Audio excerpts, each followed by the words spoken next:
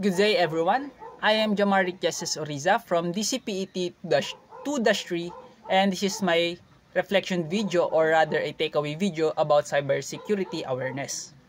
So in today's digital world, cybercrimes have become significant threat to individuals, business, and governments. Cybercrimes refer to illegal activities that involve computers, network, or digital devices. These crimes often aim to steal, damage, or manipulate data for financial or malicious purposes. With the increasing reliance on digital technology, cybercriminals continuously develop new methods to exploit vulnerabilities in systems, making cybersecurity a crucial area of concern.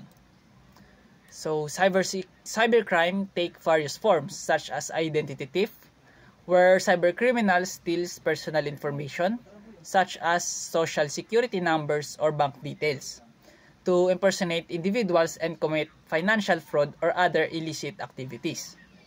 Another common cybercrimes is hacking, which involves unauthorized access to computer system or networks, often for the purpose of stealing data, spying, or disrupting operations. Phishing is another deceptive tactics in which fraudsters send fake emails or messages designed to trick individuals into revealing sensitive information such as login credential or financial details. Another is cyberbullying, which is another serious cybercrimes involving the use of digital platform to harass or intimidate individuals, leading to emotional distress and in severe cases, legal consequences.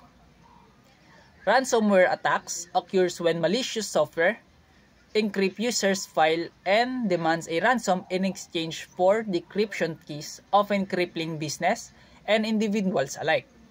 Next is the malware disruption, which includes spreading harmful software such as viruses, worms, or Trojan, is another method used to infiltrate and damage system or steal data. Data breach involves the unauthorized access and exposure of sensitive or confidential data, potentially leading to financial losses, identity theft, or corporate espionage.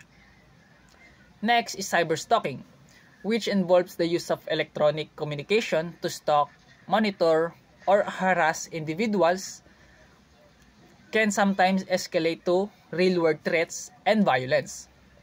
Next is online fraud. It includes deceptive schemes such as fake investment opportunities or lottery scams. Is also prevalent, which cybercriminals aiming to steal money or assets from unsuspecting victims. And lastly, which is the illegal content disruption, which involves sharing, selling, or disrupting copyright, prohibited or illegal materials online such as pirated movies, child exploitation, contents, and counterfeit goods is a serious offense that continues to challenge law enforcement and authorities. A cyber attacks, on the other hand, is a deliberate attempt to exploit or damage a computer system, network, or infrastructure. Unlike cybercrimes, which are often financially motivated, cyber attacks may also be carried out of political, espionage, or sabotage purposes.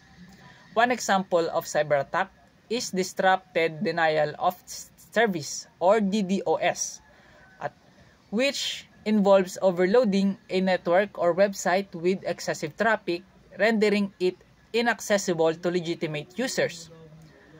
Another attack method is man in the middle or MITM, where an attacker intercepts communication between two parties, allowing them to eavesdrop or alter data in transit. Next is SQL injection. It is a type of cyber attack that exploits vulnerabilities in website database by injecting malicious SQL command to access, modify, or delete data. Next is zero-day exploits.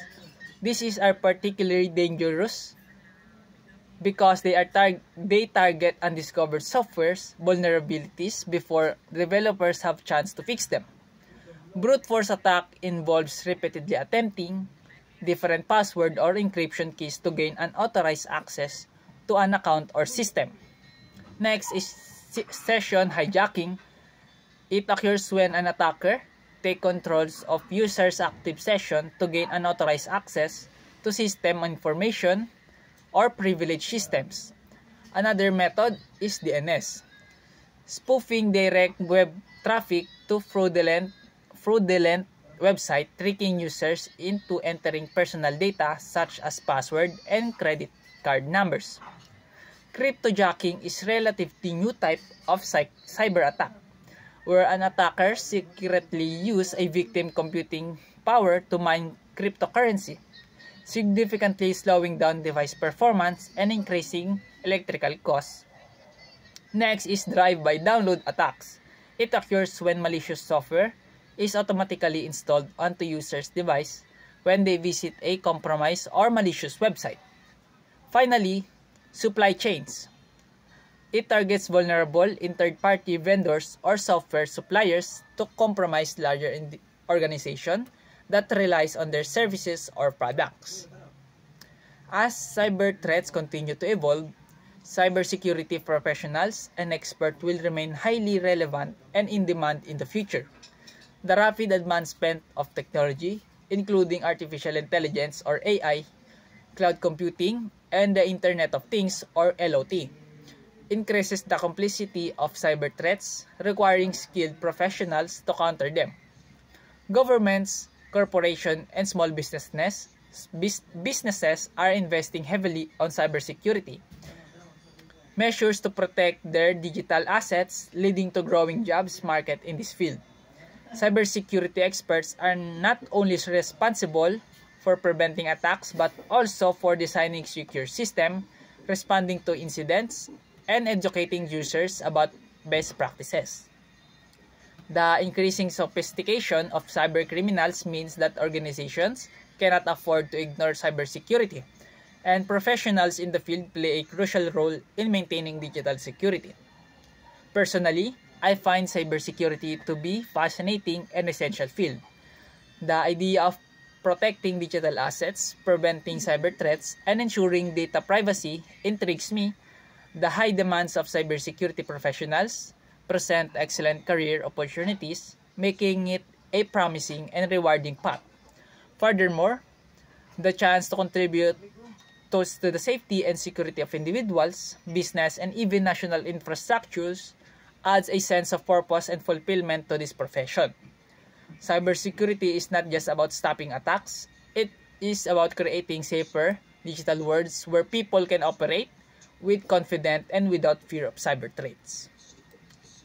Through learning about cybersecurity awareness, I have gained valuable insight into the importance of online safety and the risk of associated with cyber threats. My key takeaways includes the necessity of using strong, unique password, recognizing phishing attempts, updating software regularly, enabling multi-factor authentication, and staying informed about emerging threats. Cybersecurity is not solely the responsibility of experts.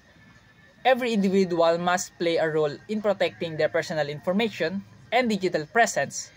Even simple actions such as being cautious with email attachment or avoiding unsecured Wi-Fi network can make a significant difference in maintaining security. Cyber threats evolve rapidly, and individuals must remain vigilant and proactive in their approach to cybersecurity. In conclusion, cybersecurity is an ever-evolving field that demands constant vigilance, proactive measures, and continuous learning. Cybercrimes and cyber attacks continue to pose significant risks, making cybersecurity professionals indispensable in the future.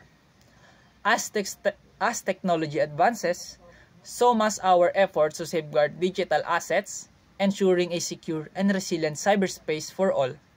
Everyone, from individuals to large organizations, must recognize the importance of cybersecurity awareness and take appropriate steps to mitigate risks.